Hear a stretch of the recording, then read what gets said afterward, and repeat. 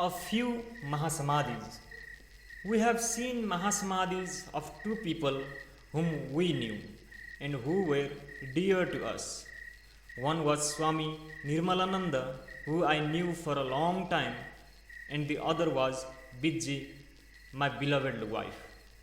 Swami Nirmalananda lived in Biligiri Ranganabetta or BR Hills in the southern Indian state of Karnataka. In his younger days, Nirmalananda traveled outside India for many years, visiting holy men from all religions. During World War II, he was in Europe and was deeply disturbed by the suffering he saw there. He then came back to India in the 1960s and towards the end of his life set up an ashram in BR Hills. He spent 11 years in silence there. I first met him when I was probably 21 years old. I used to trek a lot in BR Hills, mostly alone. One particular time, I was in the forest for 5 or 6 days. So when I came out, I was really hungry. I had not had any food for over 24 hours. I went back to the place where I had parked my motorcycle, got on, and rode up the mountain. There was not a single restaurant there, but I knew Nirmalananda's ashram was there and he would have food. In the ashram, there was a little temple and about 25 steps leading up to a small cottage. In those days, I would not get off my motorcycle for anything, so I rode up the steps and leaned my motorcycle on the wall of the cottage. I was smeared with mud and slush after days and nights in the wild in the rains. Hearing the motorcycle right outside his room, Nirmalananda came out and looked at me. He always had a permanent smile on his face. He used to go into periods of silence, so he was in silence on that day. I told him I was very hungry. Then he did something strange. He came out and touched my feet. I was someone who had never even bowed down in a temple my whole life. I would never ever touch anybody's feet. It was unthinkable for me. And this man came straight to me and held my boots, which were covered in slush. I was deeply embarrassed. I knew people considered him a great man, but I did not want to know how great he was. Whether this man was a sannyasi or was enlightened or whatever, it did not mean anything to me. All I wanted was his bread, but he came and touched my feet. This somehow disturbed me. But anyway, I was hungry, so I ate the bread and honey he gave me. After that, I went to BR Hills and met him many times. A sort of relationship developed between us. We kind of warmed up to each other. Actually, I was the one who warmed up. He was always warm towards everyone. He was mostly in silence. Sometimes he spoke to me, but mostly he would write and I would speak. Subsequently, my own process happened and I started teaching yoga. Many years passed and I met him again after a long gap. By then, I was fully bearded and my wife Vijay was with me. She also liked Nirmalananda and we visited him together a few times. We used to have long conversations during those visits. Now, sometime in April, May 1996, Vijay, my daughter Radhe, and I visited him. While we were talking to him, he suddenly said that the following January, at the onset of Uttarayana, he wanted to leave. I asked him, why? He said, I have lived as a yogi. I don't want to live as a rogi. He was then 73 years old. He was all in tears and he told me he really was not clear about how to live. He had already built a small samadhi for himself. He said he wanted to sit in the samadhi and leave.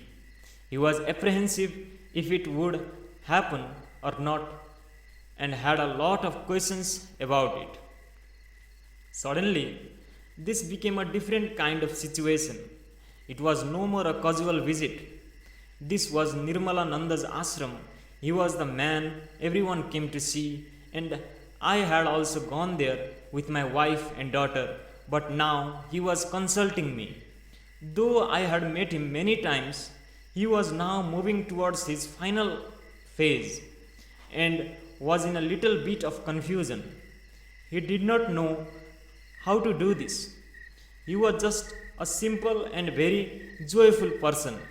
He had realized a few things, but still he did not know the mechanics of how, because he had no exploration of his own system. He was just aware. So I opened up to him in a completely different way. We started discussing things which I have never discussed anywhere. I talked to him about what he should do, what he should not do, as death always happens because of the body being damaged either by disease or injury. To shed the body that one has acquired without any sort of damage to it demands a certain mastery. So I had to go into details of how he needed to prepare himself. Bidji was there. She was listening to all this and she burst into tears and cried relentlessly. I just ignored her and continued to speak to him because she could be crying for joy, she could be crying for anything. The sheer intensity of things always made her cry. She was like that. As I was talking, Nirmalananda was also overwhelmed by what I was saying. He was also weeping off and on and asking me more questions. It was then that we knew that Nirmalananda would leave. Because I knew he would leave shortly, in December 1996, we took a large group of meditators and went there to see him one last time. He had already announced the date to many people. He had written one last letter to everyone he was in correspondence with. The news had appeared in the press too. By then, these so-called rationalists in Karnataka had started a big press campaign against him. They said this man was going to commit suicide and was trying to glorify himself with all kinds of nonsense. They wanted the government to prevent the suicide and all that. They even got 2 police constables posted in the ashram to prevent this. When I visited him the last time, he broke down and wept. He was really pained by this. He was a very gentle being. For his temple, he would not even pluck flowers from his plants. He worshipped his God only with fallen flowers.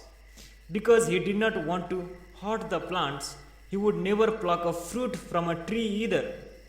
He would take it only if it fell down. That is how he was. He said, I don't even pluck a flower from a plant, but they put police on me, and he wept. I said, what is your problem? The police are sitting there. You don't worry about this. Eventually, the police were withdrawn, but some people were still creating a ruckus in Bangalore and Mysore. He was supposed to leave on 15 January, but he left on the 10th itself. He left 5 days early because he feared that the rationalists would come and simply make a racket. On that day, he sat outside his cottage on a bench just a few minutes before noon. In the presence of a small crowd, he simply left. Nirmalananda was someone who needed a Diksha Instead, we gave him a certain understanding of Mahasamadhi. My wife, Bidji, was deeply influenced by Nirmalananda's Mahasamadhi. She felt if one has to go, this is the way to go. Anyone associated with Bidji knew she was not someone who took one step at a time. She took no steps in yoga. She did not do yoga for her health. She did not do yoga for her well being. She did not care about her well being. She did yoga only because it meant something to me. It actually meant nothing to her. And any number of times she openly spoke about it to people. People thought she was a total sacrilege. She is Sadhguru's wife, and look what nonsense she is talking. They felt. But she was talking what was true for her. When all this talk about leaving the body business with Nirmalananda was going on in April May, she was sitting there and silently crying. Halfway down the hill, there is a very beautiful place full of wildlife. So when we were driving back, I stopped the car there. Bidji was still crying. So I was joking about this and that. Then she said, "Whatever you were talking about to Nirmalananda, I want that." So I jokingly said, "Oh, you want to leave? That is great. When are you going to leave?" And things like that. But she was very serious and was picking up a pitch. I thought, okay, this is no more a joke. It is getting big.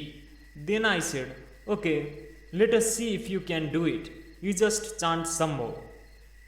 Let me see. The scene is very clear in my mind even now. My little car was parked by the side of the road. I was standing there and the Radhe was playing around with something. This was a deserted road where only once in 20 to 30 minutes a vehicle passed by.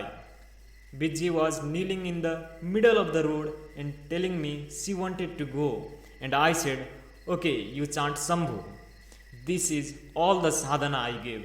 I gave it to her casually. I did not sit down and initiate her into something fantastic or specific.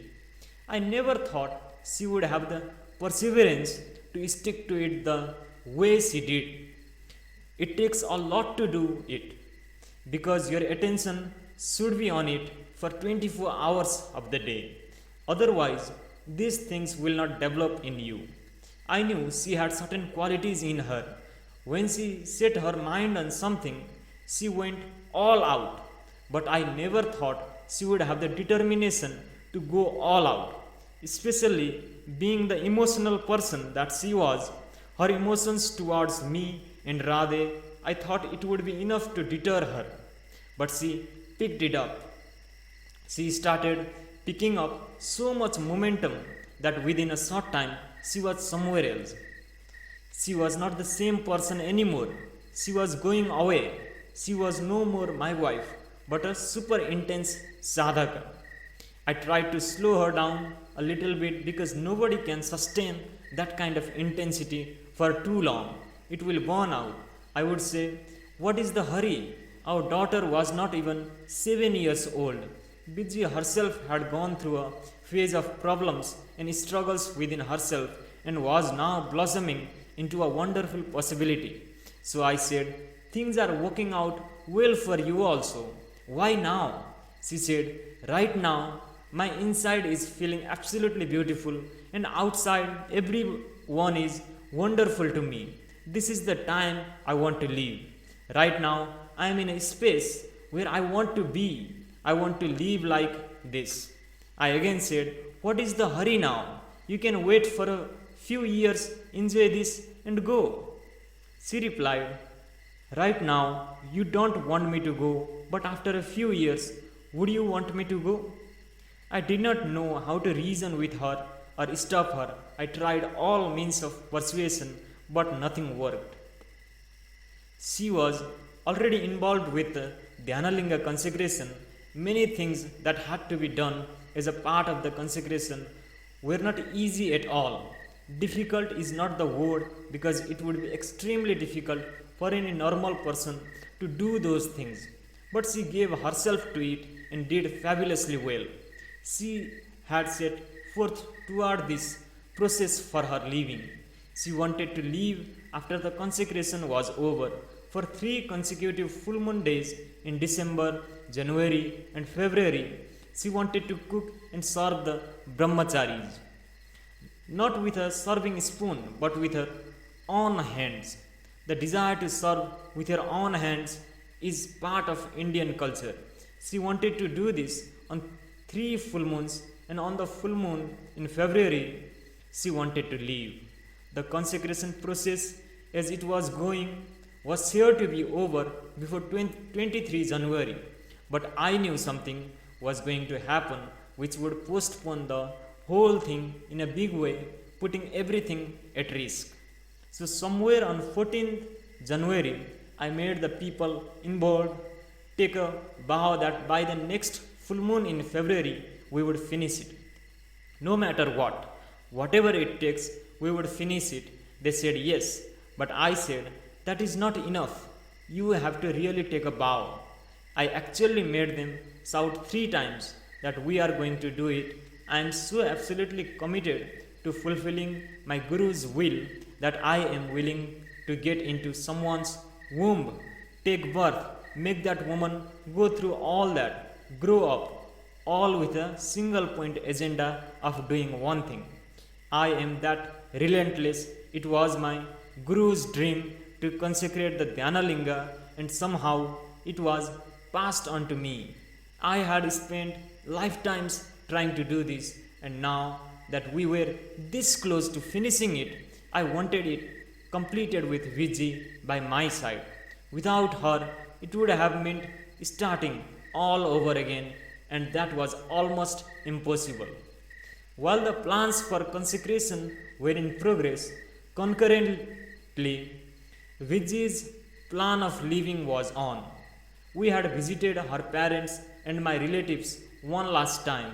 She tried to convey the same to the family, but no one grasped it, as she was healthy and well.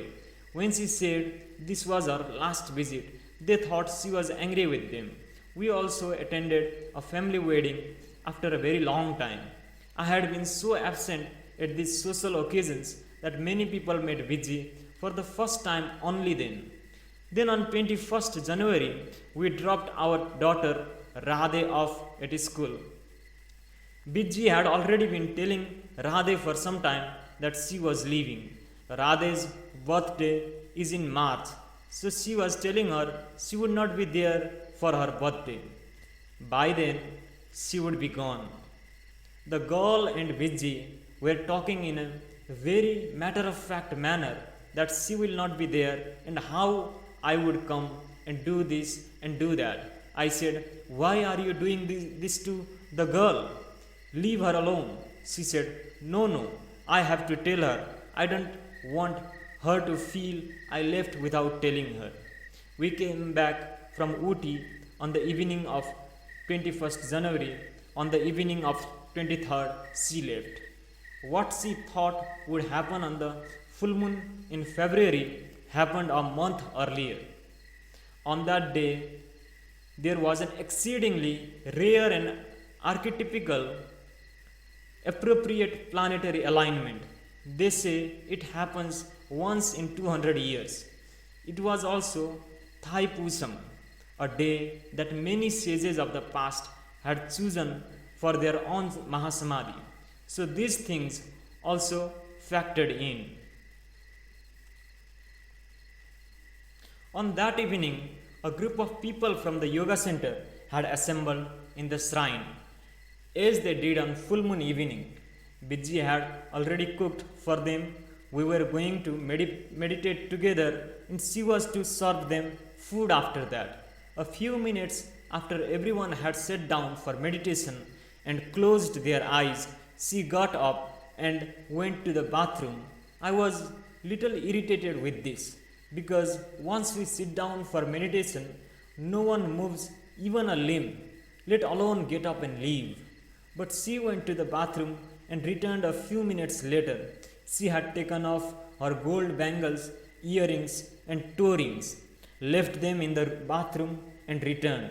After some time, she uttered Sambho thrice and slumped to her left. And that was it.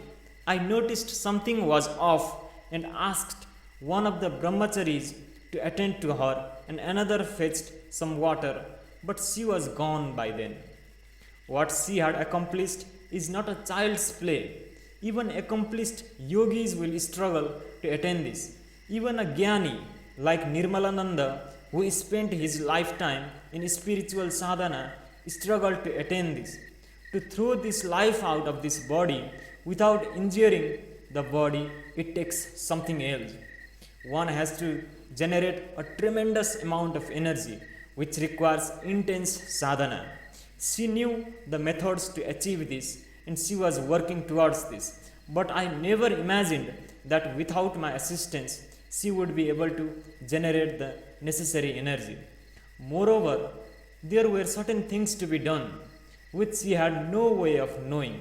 For example, when we initiate people into certain sadhana, we give them something like a metal ring or a bracelet to wear.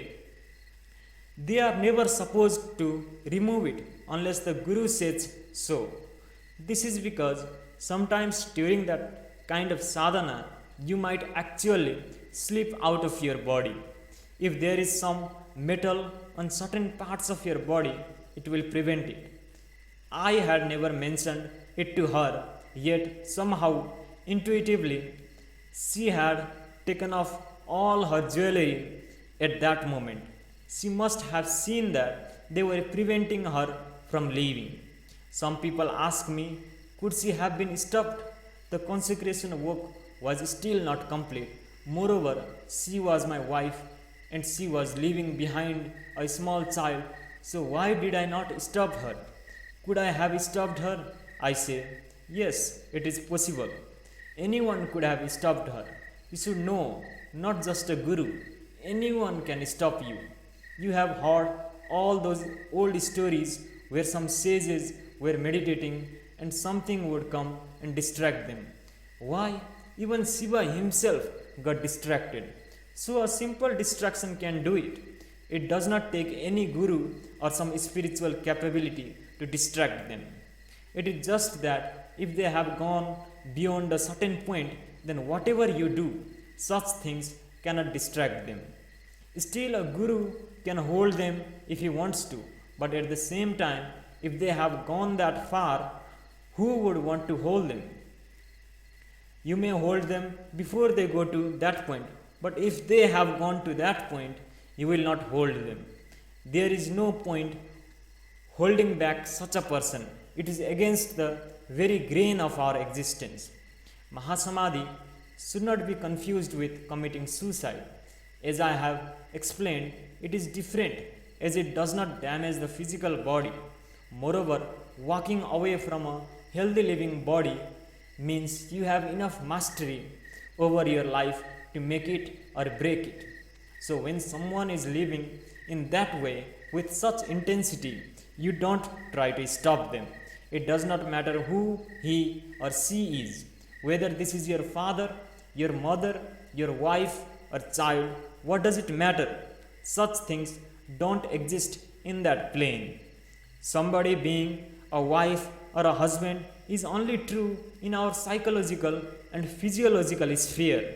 Yes, Bidji was my beloved wife, but when she got into certain state, I no longer saw her as my wife.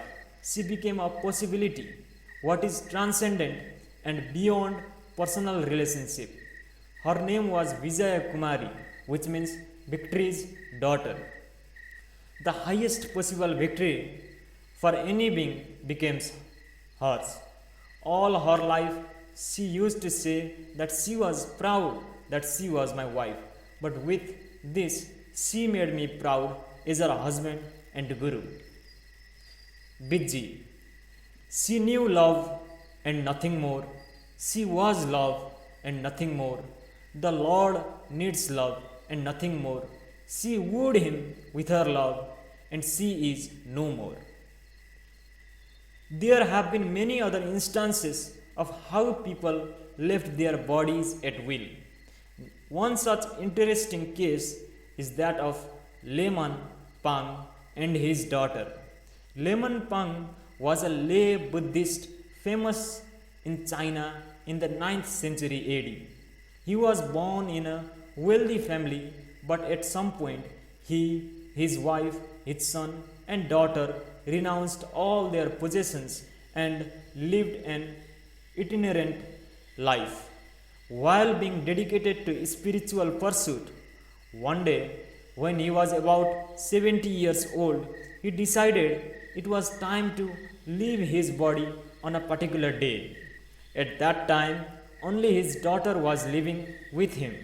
On the appointed day, the two of them prepared the room for his departure. He took a bath, donned his robe, and sat cross legged on his bed. He wanted to leave at noon, so he asked his daughter to look outside the window and let him know when it was exactly noon. Having been raised under the tutelage of her father, Lemon Pang's daughter Ling Chao was an accomplished spiritual seeker herself. Lemon Pang often commented about Ling Chao's ability to grasp things very quickly.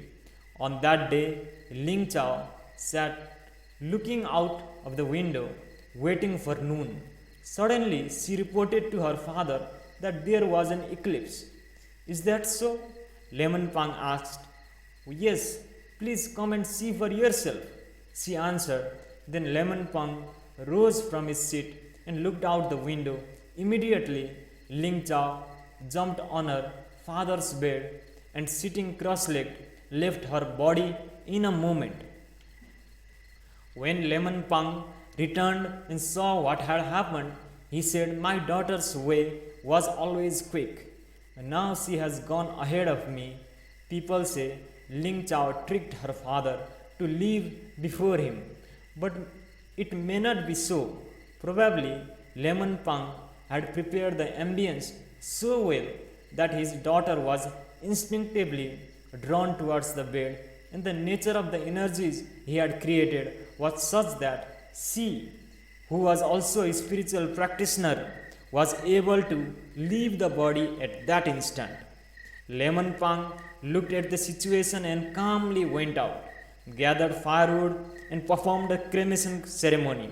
He then observed the traditional mourning period of 7 days, at the end of which the governor of the province visited Lemon Pang to pay his condolences. As they were talking, sitting by the side of the governor, Lemon Pang left his body.